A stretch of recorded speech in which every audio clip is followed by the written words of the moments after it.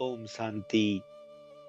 आज की अव्यक्त मुरली 3 दिसंबर सन 1984 से लिया गया है, जिसका शीर्षक है सर्वसमर्थ शिक्षक की श्रेष्ठ शिक्षाधारी बनो। सर्वसमर्थ शिक्षक के श्रेष्ठ शिक्षाधारी बनो। अव्यक्त बाप दादा बोले, आज सर्वशक्तिवान बाप अपने चारों ओर की शक्ति सेना को देख रहे हैं। कौन कौन सदा सर्व शक्तियों के शस्त्रधारी महावीर विजयी विशेष आत्माएं हैं। कौन कौन सदा नहीं लेकिन समय पर समय प्रमाण शस्त्रधारी बनते हैं। कौन कौन समय पर शस्त्रधारी बनने का प्रयत्न करते हैं, इसलिए कब वार कर सकते, कब हार खा लेते, कब वार कब हार के चक्र में चलते रहते हैं। ऐसे तीनों प्रकार की सेना के अधिकारी बच्चे देखे, लेकिन विजयी श्रेष्ठ आत्माएं सदा पहले से ही एवर रेडी रहती हैं।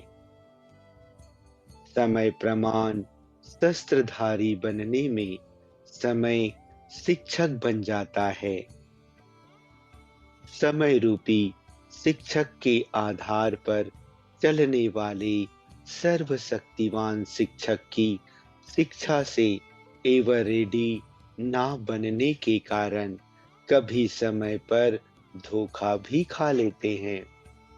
धोखा खाने से स्मृति के होश में आते हैं, इसलिए सर्वशक्तिवान शिक्षक के श्रेष्ठ शिक्षाधारी बनो।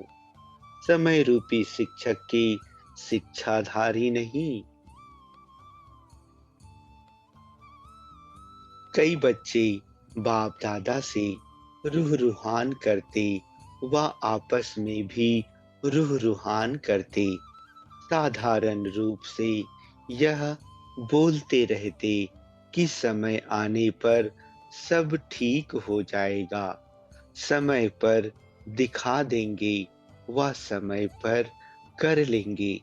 लेकिन आप विश्व परिवर्तक बच्चों को संपन्न श्रेष्ठ समय का आह्वान करने का कार्य मिला हुआ है। आप निमित्त हो सुनहरे सवेरे का समय लाने के लिए।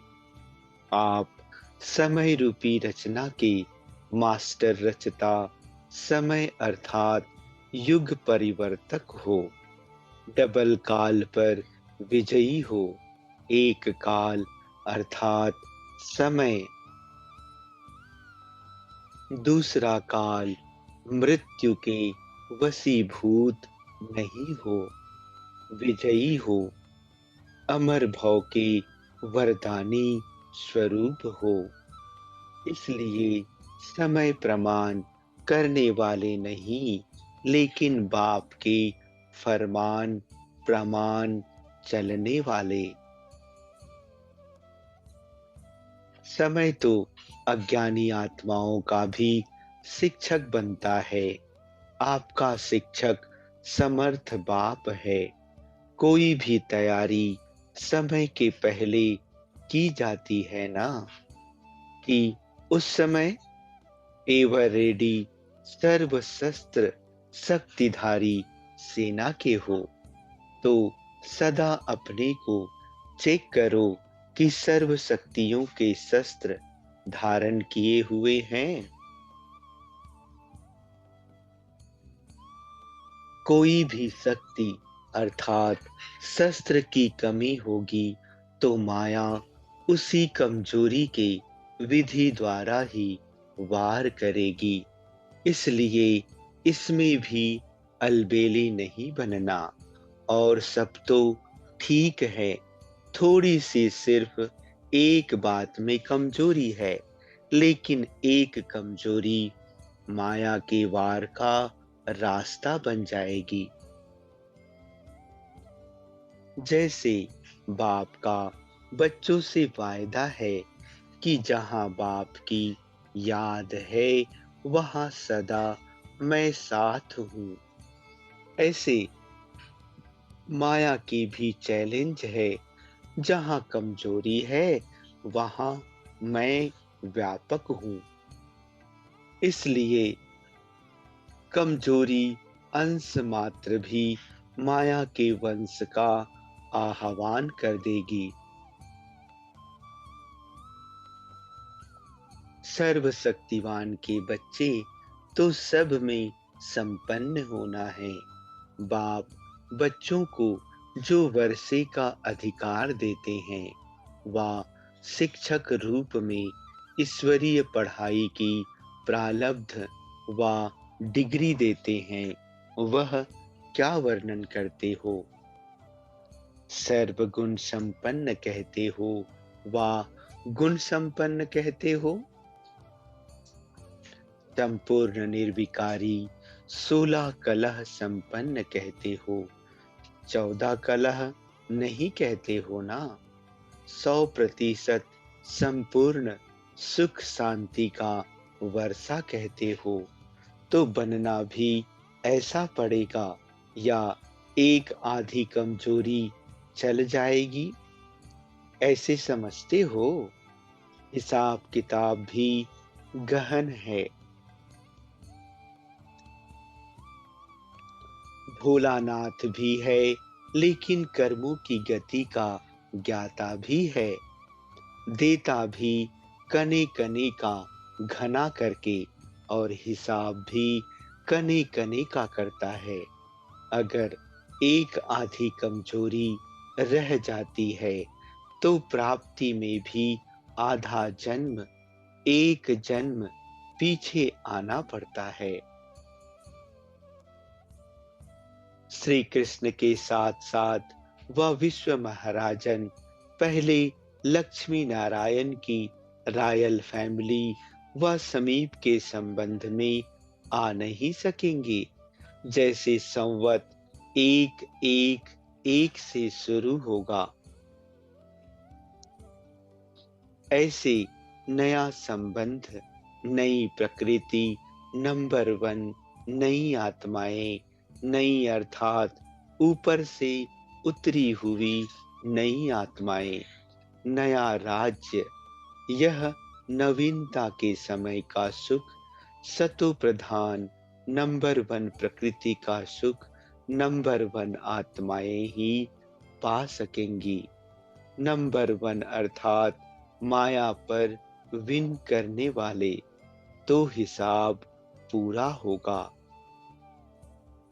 बाप से वरदान व वर्षा प्राप्त करने का वायदा यही किया है कि साथ रहेंगे, साथ जिएंगे और फिर वापिस ब्रह्मा बाप के साथ राज्य में आएंगे।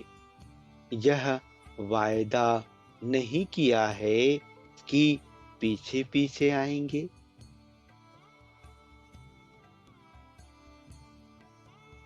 समान बनना ही है, साथ रहना है।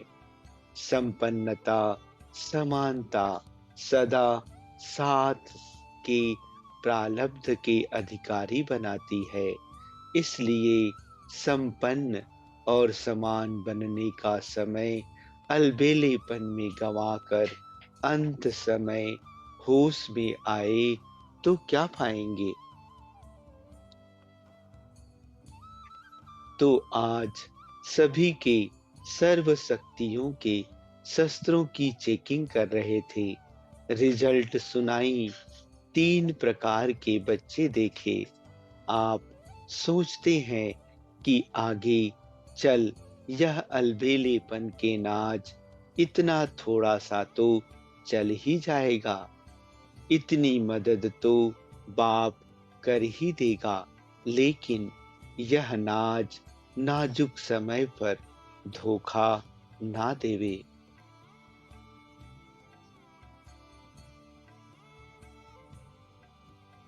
और बच्चे नाज से उलहना ना दें कि इतना तो सोचा नहीं था। इसलिए नाजुक समय सामने आता जा रहा है। भिन्न भिन्न प्रकार की हलचल बढ़ती ही जाएगी।